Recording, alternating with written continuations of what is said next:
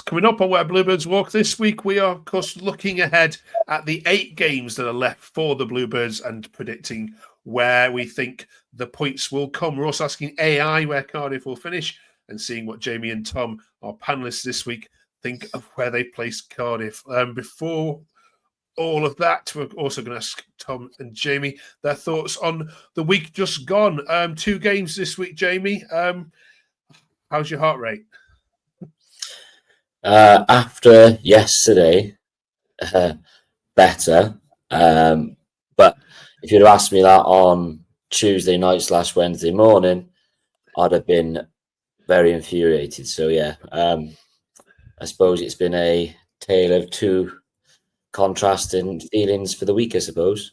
Absolutely. I mean, the Luton game, Tom, was a must win for both sides. I mean, obviously they came out the winners. So Wednesday, Thursday, Friday, were you going into it going, this is us gone, we're done? Yeah, walking out of the stadium, we were all looking at each other. I think we only had one positive friend, Ferg, and he was saying, "Oh, we'll stay up, it's fine." And everyone else was like, "I'll bet you 20 quid we're gone now." So, yeah, it was. Everyone was kind of nervous and not really looking forward to the weekend, as we may have thought or thought we would have before. But it's like the championship, and it's the nature of it. Sometimes it's like that, and it's the roller coaster that is watching Cardiff City. Absolutely, but a deserved win at Ewood Park, Jamie. Yeah, I mean, even Blackburn fans said, "Yeah, fair dinkum, we did get a penalty at the end, but probably didn't deserve it anyway."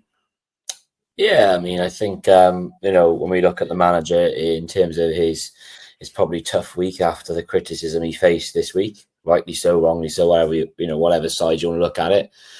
I think we started off very well, which is unsurprising for us. It's probably the opposite way. We normally concede early, so to score early was like, oh, okay. Conceded a very, I would say, Cardiff City-like goal to concede. It's a simple cross. You block the cross, it doesn't happen. But you ride your luck at times, and then you make changes. And to be fair, again, it's the opposite of Tuesday. The changes came on and made an impact, change of formation. And I think we capitalised on Blackburn's fans' feeling of their current management position in Ishmael. So, listen, any win at this time of season in our position is a massive win. Absolutely. We'll come to some social media takes in a minute. Especially want to get your response to this one from Craig. Following the Blackburn result, he said, "Good, now sack him and get Warnock in, please." And he wasn't on his own in that one. I want to get your views on that in a second. First of all, though, let's have a look at what we came here to do this week, which is to look at the 8 remaining games for Cardiff. I mean, we think it's 3 teams from 9 now, including Swansea. They're not out of it yet, especially with the run that they've been on. So let's look at the home games with you, Tom, if that's okay. And Jamie, I'll ask you about the away games. So starting when we come back after the national break time, we've got Sheffield Wednesday, who are pretty decent away from home, to be honest. Stoke, who are awful. Oxford, who are awful. And West Brom, which is probably the hardest one. So what do you reckon to them 4? I think you're probably looking at, obviously, your Stokes and your Oxford first. They're the ones we need to be winning. Messing up against Luton has put a bit more pressure on us than obviously before, even if we would have got a point. But I think those 2 are must-win games. We have to win both of those games because we'll eventually drag those into it if we do that. Wednesday's a tricky one. As you say, they're pretty good away from home. So it'd be nice to take something there and just not lose the game. And then West Brom as well, that's a tough one. They're pushing for the playoffs. They've been in a good position, pretty much consistent throughout the season. But again, it's the championship. I feel like we've got quite a good record at home against West Brom over the last couple of seasons, maybe. But I think those are the 2. I think we need 3 wins. But if you look at those 2, if we can get 6 points from those 2 and then just pick up maybe a few draws or maybe a win away from home against QPR or something like that, then it should be the Norwich game at the end of the season and the West Brom game could be dead rubbers for both those teams by the time you get to them, of course. They might already have been mid-table and West Brom could have secured it. What about the away games then, Jamie? So QPR probably haven't got anything to play for now. Preston are the only side which definitely don't have anything to play for at the moment. They can't go down. And that leaves us with Sheffield United and Norwich away, 2 tough ones to finish with. Any hope?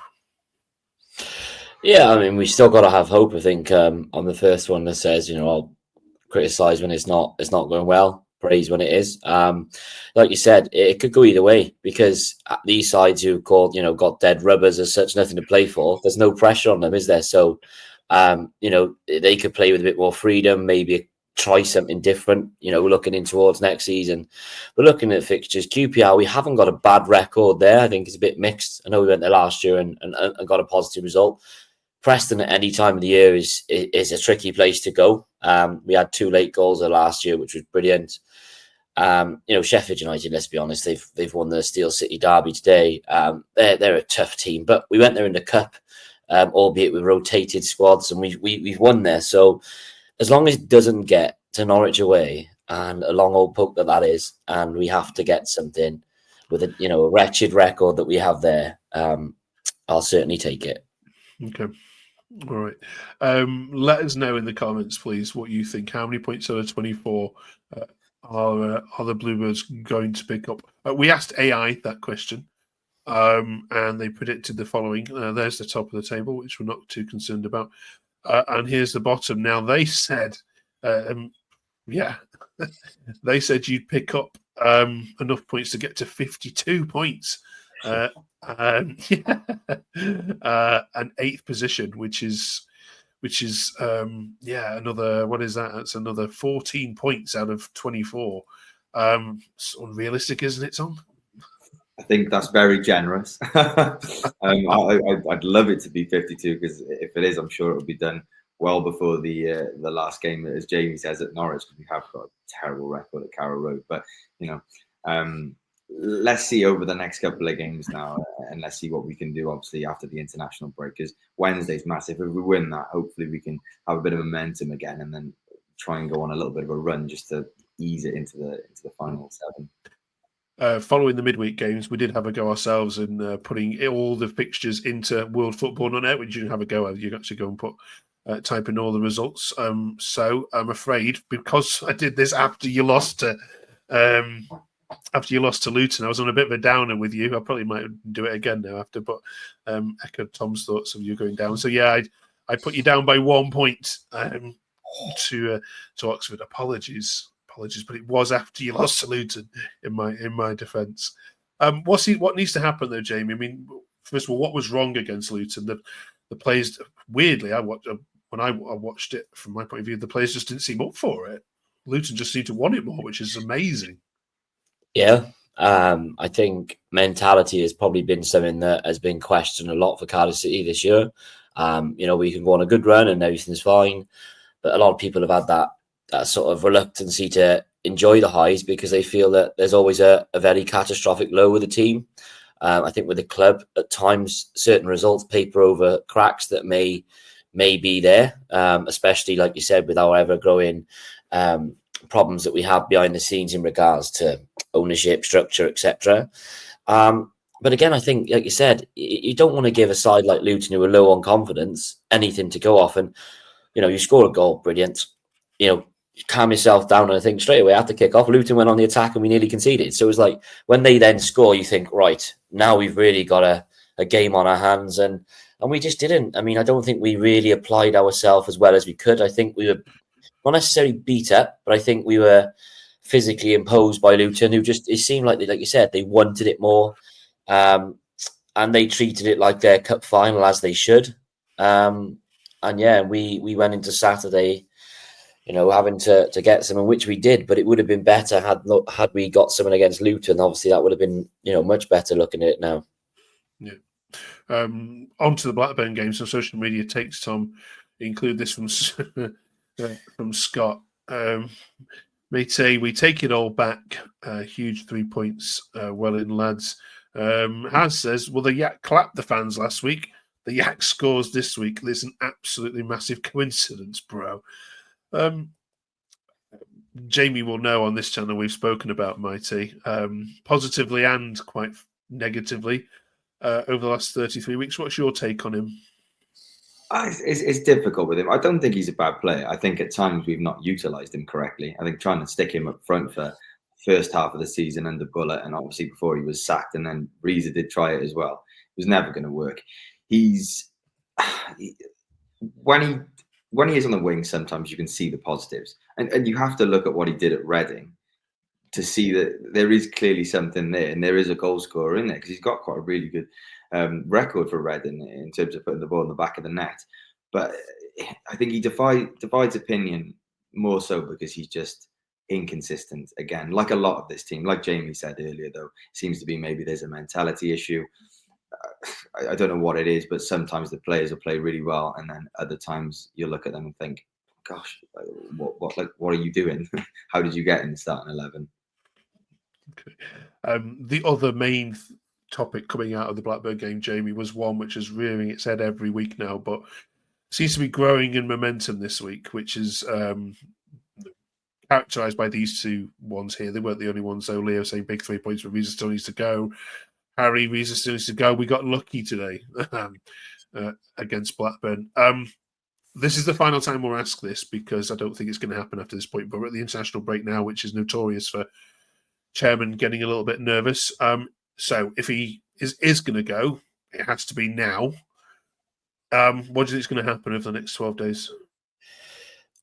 It's a hard one, because if you'd have asked me Wednesday, I'd say straight away yes. But again, with the inconsistency in our team and the way we perform, like, yes, they was a good result. We hadn't beaten Blackburn away in like 12 years. So, it's like what side the coin you on. My worry is, if he were to go and we pushed the panic button, you would then need a manager of probably an experienced nature to come in and deal with this and have 8 games to crack at what we're at. But who would want to come in is probably the question. They would have to get to know the players. The players have to get to know them.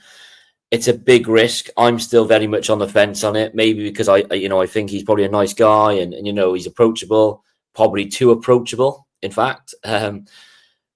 But this is a matter of urgency. We're still only 1 point above the drop as it currently stands.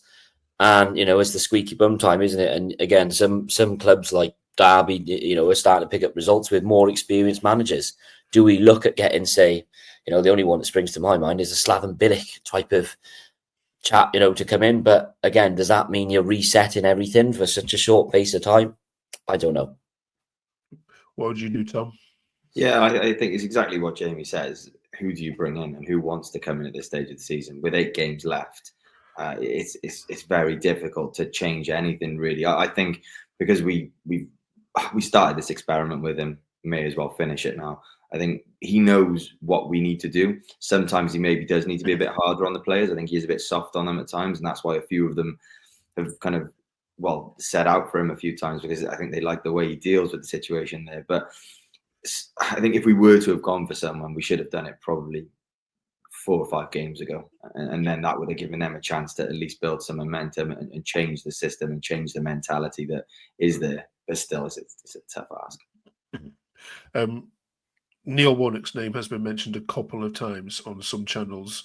Jamie, obviously, he's been there before, and you talk about experience. No one knows the division more than he is, and he's someone who could step in just for that period and knows he's not going to take it any further, just to save you. Would you want a character like that, such as an Allardyce kind of Warnock kind of come in, save the club and disappear again role? Yeah, I wouldn't be against it. But again, like I alluded to earlier, it's about the board. It's about it's about the hierarchy. I don't feel that any Cardiff fans have got much trust in their decision making due to the fact it's been so inconsistent. Warnock's relationship with the fans was great, but I don't believe it was probably as great with the board.